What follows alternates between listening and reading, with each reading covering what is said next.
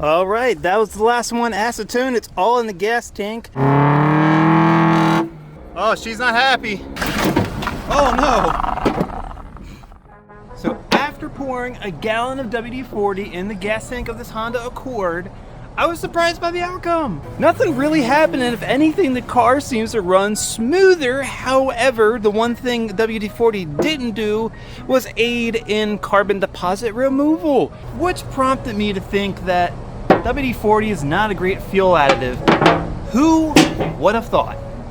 So in this video, I'm gonna go ahead and pour a quart of each of xylene, turpentine, naphtha, and acetone in the gas tank, making a super solvent to dissolve any and all carbon deposits that could be in this fuel system and engine. All right, I'm gonna do my best to pour all of this as quickly as possible. I'm not gonna cut between each pour, and I'm just going to fast forward everything so you're not bored. But here we go, starting with the xylene. Be sure to hang around to the end of the video, because that's where I'm gonna show if this has done anything. I'm gonna do compression tests and bore scoping and all kinds of fun stuff to see if there was any positive or negative difference from running this mixture. Now, this is not something you should try at home. I am a trained professional, and this is a controlled environment. This is probably not a smart thing to do, but I know a good idea when I see one. Fun fact about these chemicals: xylene is actually used in the making of some racing fuel blends because it's super high octane, somewhere around 117 RON. So together this blend equals about 102.5 RON octane. All right, that was the last one. Acetone, it's all in the gas tank. I should have been a little bit more careful so I don't damage my paint. But yeah, now it's time to mix this up and see what happens. And just to show, that wasn't mixed with hardly any gas at all. Less than half a tank, so we just got to go ahead and make sure it's mixed up pretty good.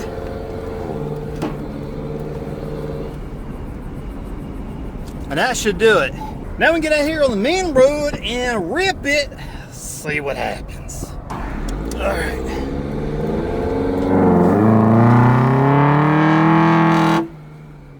Oh no. Oh, she's not happy. Breaking up a little bit. There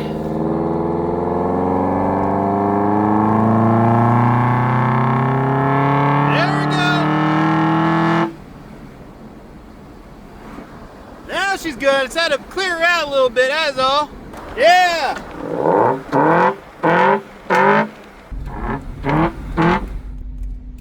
Oh my gosh!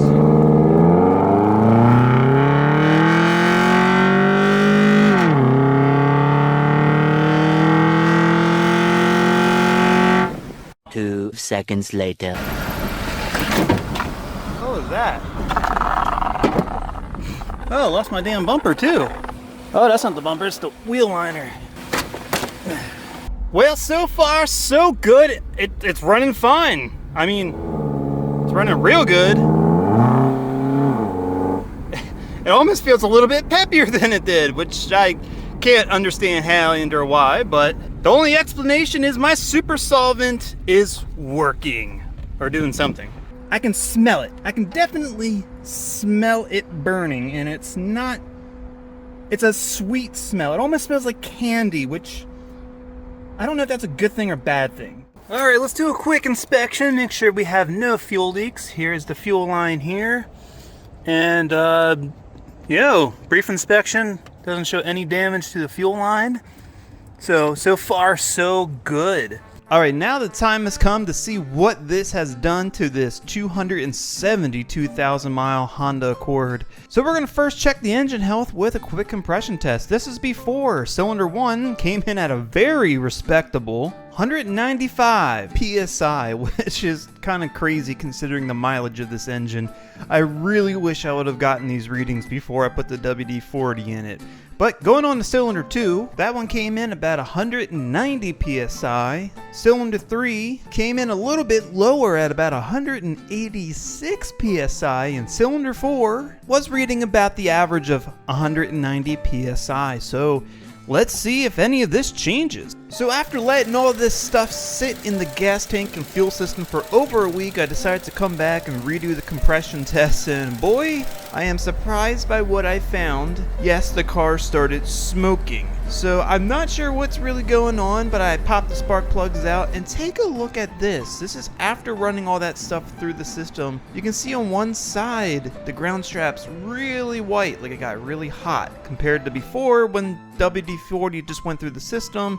It was mostly brown, so in one way it looks like it actually was cleaning, but did it do something else? Let's check the compression readings and see. So cylinder 1 was reading at 180 psi, maybe 181, which is down 15 psi from before. And cylinder 2 came in about the same at 180, 181 psi, so that's a difference of about 10 from before. Now on the cylinder 3, this is where things get really wonky. Cylinder 3 is coming in at 164 psi. That is a 20 psi difference from before. Even though cylinder 3 was lower than the rest on the initial compression test, this is way too low and definitely makes the mechanic's knees a little weak. So let's see if cylinder 4 is any better or worse, and surprisingly cylinder 4 is exactly the same as it was before, completely unchanged at 190 psi, so that's kinda interesting. Once again, I really wish I would have gotten compression tests before the WD-40, because did these solvents damage something, burn the valve, or did they simply just dissolve WD-40 from the bores and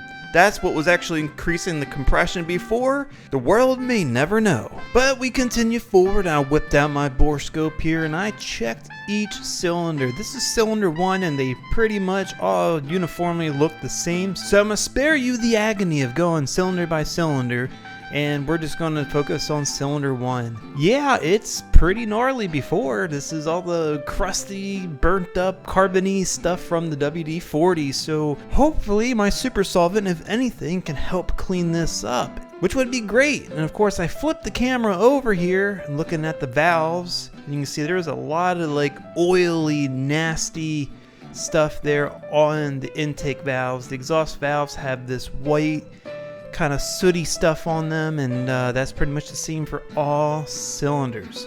So let's see if we can make that any better. So checking it again after running the super solvent and letting it sit for a week, and you know, it does look a lot better. You can see a lot of carbon missing, and the valves, they showed the biggest difference. Look at this valve right here. You can see huge chunks of carbon that are completely missing from that valve. That's pretty effective stuff. And to be sure I was being very thorough about my shenanigans, I even popped the fuel tank open and took a look inside, and really, other than a weird green hue and some sediment at the bottom, there's nothing abnormal going on in here. It looks like every other fuel tank I've ever looked at. Nothing out of the ordinary. I even checked the fuel sending unit and it looks completely fine. It really does. So as far as those things damaging anything in the short term, everything is functioning perfectly. Well, that's it. I'm surprised that the Honda survived yet another video, and well, you know, I think that's the real big takeaway here. It's not the fact that my super solvent worked or didn't work, it's the fact that this 2004 Honda Accord just won't quit. Even with 274,000 miles, all this stuff through the fuel system, it still runs. It may be a little bit down on some compression, but I think I can fix that maybe with a gallon of Restore or some other additive. Probably wouldn't hurt to change the oil maybe. And then it's going to get what every good Honda deserves, because it's been a great car for me. If I can't kill this K24 by running stuff through the fuel system, maybe we'll see how it holds up when I run a little bit more air through that engine.